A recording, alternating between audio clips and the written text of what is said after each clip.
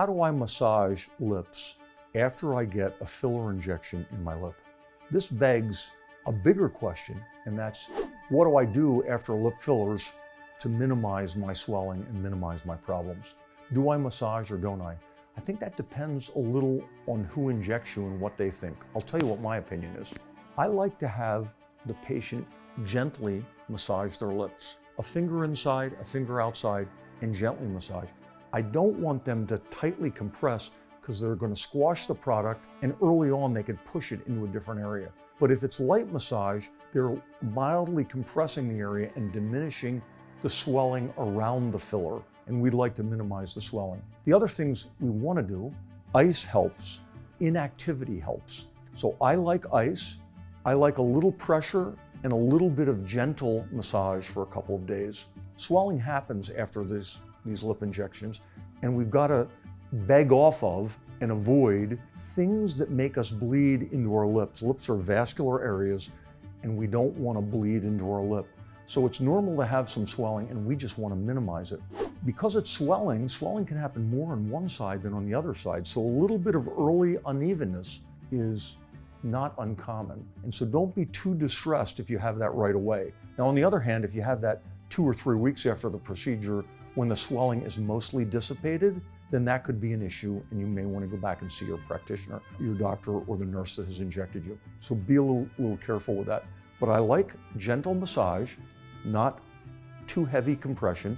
I like when patients are inactive and they don't go to the gym, they don't do a lot of strenuous activity right afterwards, and those things help them diminish their swelling after lip fillers. How often do I have to get lip fillers to get the desired outcome? So this is a question I always get. It's a very reasonable question, but there's not a straightforward answer to this, and here's why. If I were to ask a patient that gets hair coloring how often they get their hair colored, they may give me one answer.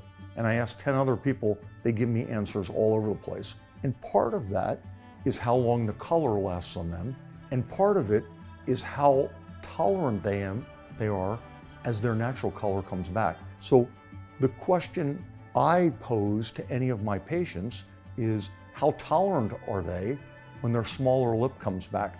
Because your lip isn't big, and then on one day, it all goes away. That's not how it happens.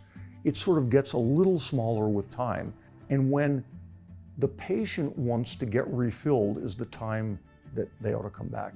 Now, having said that, the range of this is from my really aggressive, cosmetically aggressive patients that want to keep their lips really plump.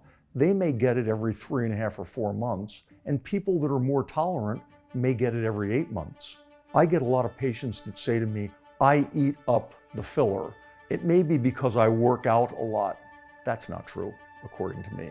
I think they're just less tolerant as their lip gets smaller, and as their lip is 70% or 60% of the size that it was, they want to get re-topped off. They need an oil change.